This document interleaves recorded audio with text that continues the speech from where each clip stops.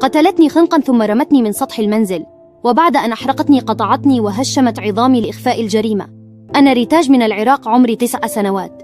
خرجت وقت ظهيره من بيتنا متجهة لبيت جدي الذي كان يسكن قريبا منا، ثم نادتني امرأة أعرفها، هي جيراننا التي أخبرتني أنها قد اشترت العابة لي، وعندها ذهبت معها إلى بيتها، ثم أدخلتني غرفة وأغلقت الباب وخنقتني، لكنني لم أمت، ما زلت تنفس، ثم حملتني ورمتني من سطح منزلها وضربتني وهشمت وجهي وجمجمتي.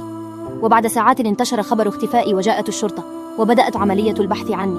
توترت المرأة التي قتلتني، فاشعلت النار وقطعتني، وخبأت أجزاء من جسدي داخل بيتها، وأجزاء أخرى رمتها في مكب النفايات، وأجزاء أخرى تحت سرير خشبي.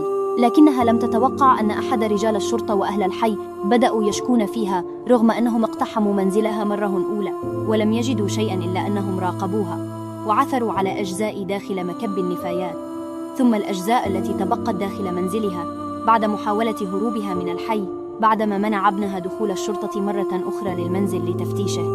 تم إلقاء القبض عليها، لكنني لم أعرف حتى الآن لماذا قتلتني. أنا لم أفعل لها شيئا.